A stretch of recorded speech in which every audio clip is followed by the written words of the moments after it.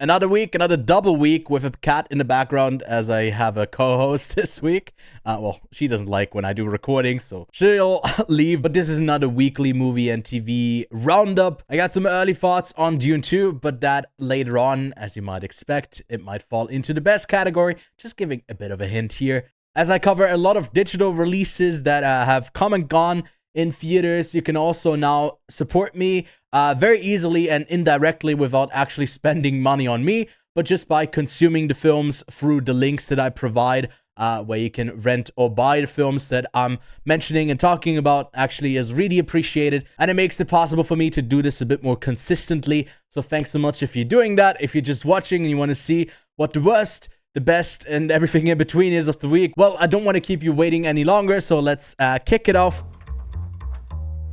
What everyone already knows is the worst film of the week. It's Madam Web. They have 3 movies coming out that are like somewhat kind of Spider-Man adjacent, with Venom and then Kraven the Hunter, and then this one. I hope this one is gonna be the worst. It's just, you know why it's bad. You've seen the clips. It's really bad. This next one you've probably heard about, and I've talked about it before on the show, but it is now available digitally. So like I said, if you want to see it, even if it's a bad film, it's kind of entertaining still. It's okay. And you want to support me, then I guess click the link below of Amazon. Also, if you're not getting this and anything else, it actually like helps. But that's the last time I'm shouting that out. It's all right. It's hot. You know, 2 hot people in there, they're falling in love. What more do you want? This is me, ... now. So this is kind of a companion piece to the latest album from Jennifer Lopez, and I just found this to be a really self-centered, weird thing to tell a love story from her perspective, but it wants to be like artsy. Just look how much is going on in this poster alone, and that's just also how messy this movie, this album company thing is. It's not good. It's really bad. Players, now this one is streaming over on Netflix. It has Gina Rodriguez in it. There's also Liza Koshy. For some reason, she just does Liza Koshy in it, and it doesn't work with the film, but also the film doesn't work, so it's not really that bad. And it's just so utterly predictable for what they go for in this film. It feels like a mashup of How I Met Your Mother and maybe a couple different other sitcom things, like I don't know, maybe Hitch. I've seen a lot of people mention that. It's actually just that, but it's so uninspired, it's boring. What the kids would say, it doesn't have a lot of riz. I don't know if that makes sense in this case. I feel old now, so let's move on. The Kill Room. So on paper, you know, you got Samuel L. Jackson, Uma Thurman, John Manganiello, probably butchered his name there. I don't know how you actually say it. But speaking of butchering, that's what he does. He's a killer, and she's an art seller, and he starts making art for her in some kind of deal where they can money launder. That's the whole premise of this film. It is so incredibly boring and terribly written that even the cast can't really save this abomination. Next up, Freud's Last Session reads like a comment section of r/atheism over on Reddit.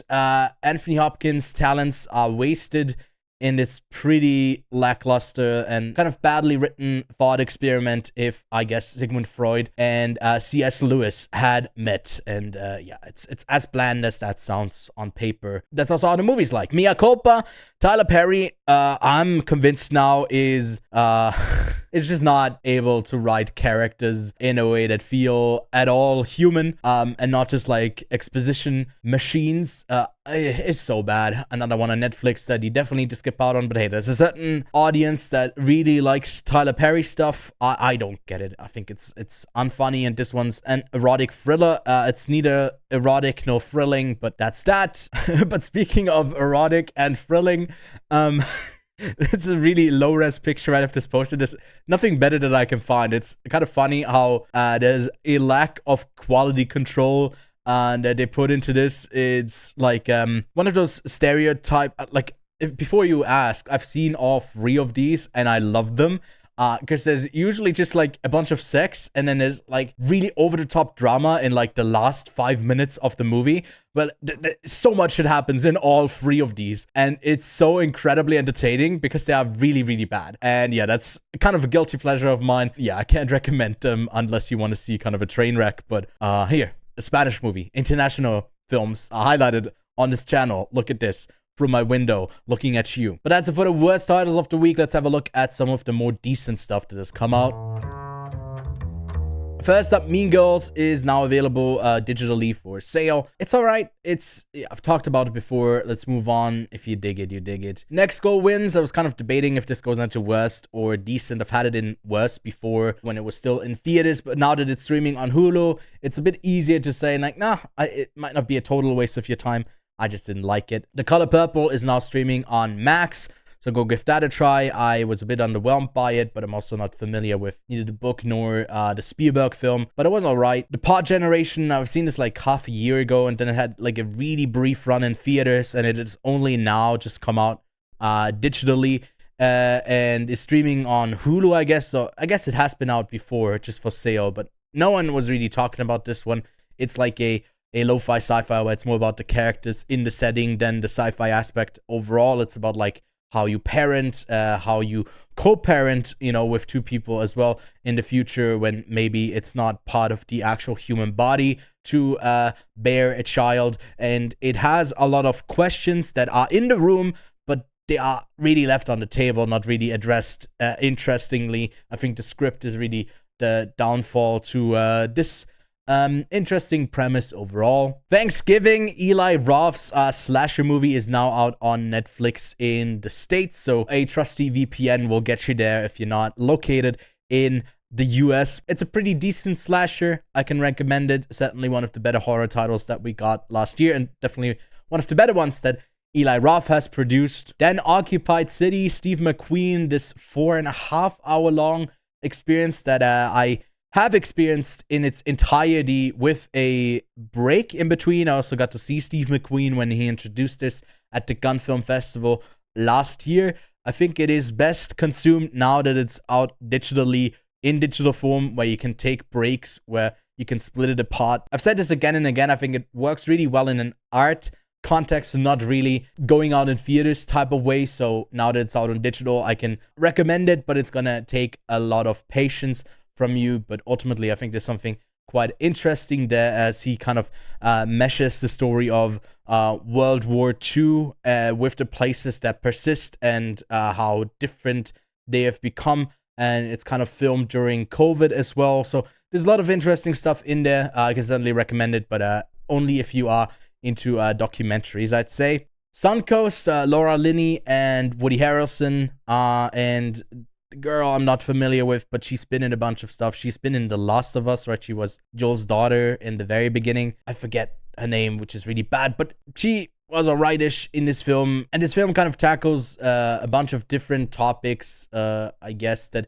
I wasn't really interested in. So only a mild recommendation on my end. Upgraded, I was so ready to write this one off as a really horrible film that, oh my god, it's just what you expect. It's just a straight to Prime release with Camila Mendes, really shoe-in, like rom-com type of story. And I was pleasantly surprised that it's actually kind of entertaining. It has like Devil Wears Prada energy in parts, and it just kind of worked more than it didn't for me. So a mild recommendation for Upgraded for those who are seeking a good rom-com. Io Capitano is out in a very limited release in the States right now. The Academy Awards nominee for Best International Feature that snuck its way in there. I know there's a lot of other titles that would have deserved to have been there in its place, in my opinion. Doesn't take away from this actually being a really solid Italian, but also Senegalese film about the whole journey that a teenage boy takes from Senegal all the way to the coast of Italy. I think it's a really well-made story overall, and yeah, I can recommend it, especially for those who are Oscar completionists. I think this one is still really worth your time. One Life, now this is the Anthony Hopkins performance that isn't really, I guess, wasted. I feel like there's still kind of a lot of potential left on the table to tell the story in a more interesting way, but it's a story about a real person. It takes from a really iconic moment that was also filmed that in some ways has to be the inspiration to take this film as well, because it's so publicly available and still in the zeitgeist. A story about World War II heroism in a way, but then also just kind of the preservation of life amidst impending doom. And I think Anthony Hopkins is someone who can communicate that with an eye closed, with a single eye. He could sell all of that emotion, so he gets to shine here. Also, you are gonna shed some tears. I did as well. It's a pretty good double feature with Zone of Interest when you want to kind of let all of those emotions that have built up from that first experience culminate in this one. So yeah, I'd recommend it. One Day, this is the adaptation of the novel that had a movie adaptation with Anne Hathaway, I think like 15 years ago or something like that. Here we get the Netflix miniseries treatment, and I think it works way better in longer form, where we get to spend more time with these characters. It did feel a bit abbreviated in the movie. Doesn't make the story any better, though, unfortunately. It's alright, it's decent, and yeah, a mild recommendation on my end. Avatar: The Last Airbender. Now, I had hopes for this one. I think what keeps it down is that it has to really rely on the kid performances, and for a lot of them, this is like pretty much one of their first experiences with acting, and it's such a big thing to do, like characters that people really love and they have like a specific thing in mind when you do it, and just doesn't really work for more than half of the cast. I feel like if they hopefully they get another season, because I feel like it's only gonna get better from here, but it is a bit wobbly on its feet. But hopefully, yeah, this has a better next season. There, I still ended up liking moments from it quite a bit. So yeah, if you've never seen the animated show and you're considering watching this, go watch the animated show. What are you doing? Definitely don't watch this first. Go watch the other thing. It's amazing. It's one of the best animated shows like ever. And then maybe come back to revisit this one. It's all right, but maybe just like, hey, I'm curious to how they adapted this. Not that this in any sort of way is a superior version, but you're still getting a sequel movie of the animated series, which is kind of exciting. So that's all right. And then lastly, I'm just coming back from a press screening of Drive Away Dolls, the latest film from Ethan Coen, a solo project of a little silly goose when Joel is the one that's like self-serious. And I'm making a movie about Macbeth. It's like, okay, cool. But here we got two lesbians, Y2K, and yeah. It's all right. I think the comedy often doesn't really land where it wants to, and it's silly, but it doesn't go over the top silly. Like something like Bottoms did this really well, where it went over the top in its world and all of the characters, and all of it was sincerely silly. Here it can't really match a tone, and I think that's trying to be its, I don't know if that's like intentional, that it tries to be all over the place. It has like these really silly transitions that feel like they are kind of the default thing that you can select in any sort of free movie editing tool. It's a bit disappointing. I thought this would be funnier than it ended up being. It's a bit of a cameo fest as well. But yeah, unfortunately, nothing more than just kind of okay. But let's get to the best stuff of the week, and we do have quite a few titles in here. Among them, The Taste of Things, that is now playing in theaters in the States, and hopefully it will be on streaming sooner than later, which then will highlight it again. The French Oscar submission that didn't end up getting nominated for an Oscar, but it's still a wonderful love story about these two people, but also about cooking, and it's very nice. I can recommend it. May, December, I'm aware that this is out on Netflix in the States already, but here in Switzerland, we are just now getting it in theaters, so go seek out one of the best films of last year if you've missed it so far. Same goes for Green Border. I think this one doesn't even have a US release date yet, so I'll briefly highlight it here. Out in Swiss theaters this week. Really great film from a Polish filmmaker about refugees. I'd say if I had to put up Io Capitano against something with a similar subject matter of refugees, I'd put Green Border above it. A really, really solid international movie. Then The Iron Claw is out on premium video on demand. We talked about this on the Quiet on Set podcast. I think it's tragic. I think it's beautiful. I think you should see it. Next up, Memory with Jessica Chastain and Peter Sarsgaard. Another one that I'd very much recommend. Out on VOD. Go see it now. Beautiful. The Zone of Interest. This one was the main topic for our most recent podcast, and yeah, I think this movie is a masterpiece, and enough said, it's a masterpiece. I think you should see it. I think you should give it a try. That's my recommendation. Book ended here. Oppenheimer is now streaming on Peacock. Yes, Peacock is still a thing, and it's owned by Universal, and because Universal made this movie, it is now streaming exclusively on Peacock, so do with that information what you will. All of Us Strangers is out on Hulu, a bit more widely accessible. We also covered this on the podcast. Another brilliant film with even better performances. The Promised Land, another film that I really missed at this year's Oscar nominations. Mads Mikkelsen is a bastard. In Bastarden, the original title for this one. It's just really good. It's just really good, really solid period drama. That's another one that's available to stream right now. Then we got Priscilla. It's out on Max with the A24 Warner Brothers Max deal. You get those A24 films streaming exclusively over there, so go give that a spin. About Dry Grasses is out in US limited release. I think it's another one of these overlooked gems of the international Oscar category, and I'm also aware that this is only playing in very limited release in the States, only in a handful of theaters, but hopefully we get a VOD release for it soon.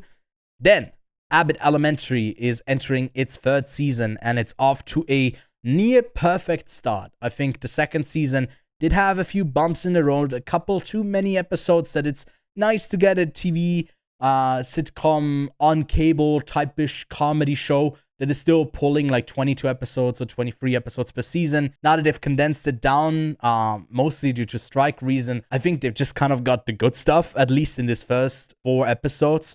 So yeah, I can full-heartedly recommend Abbott Elementary. It's really, really great so far. And then lastly, Dune 2. Dune 2. Yes, it is stunning. It is a tad bit overhyped, I'd say, with a lot of these early reviews coming in. It's like, it's a modern masterpiece. It's The Empire Strikes Back of this generation. It's as good as Lord of the Rings. I wouldn't put my signature under those statements. I think you're doing the film a bit of a disservice there by overhyping it too much. I think it is a really stunning film visually, sonically, you know, the auditory experience. I hope to see this in IMAX. I only got to see it in scope, and you could feel that there was stuff that got cut off from that form factor, unfortunately. But everyone's really solid in this. I think it's a step up from the first film when it comes to Timmy's performance. He gets to do more. There's a lot more going on action-wise. At parts, even too much. I kind of was hoping for like an extra 30 minutes in this to kind of flesh out some of the story beats a bit more. And it feels like it's moving at quite a fast pace, sometimes even a bit too fast for me. But I'm rambling at this point. I feel like if you like movies, then you probably will already be seated for Dune Part 2. If possible, go see it on the biggest screen with the best sound possible to you. I think it's really worth that cinematic experience. And yeah, I'm hoping for a part 3. But that's it for this week. If you want to support me, consider subscribing, leaving a like, but also using those links in the description below to go see these films. It really helps out a ton. And then, yeah, I hope to see you on the podcast. I hope to see you on the show. I hope to see you in some of my reviews soon that should be coming back to the channel. Very excited. Stay tuned, and I'll see you next week.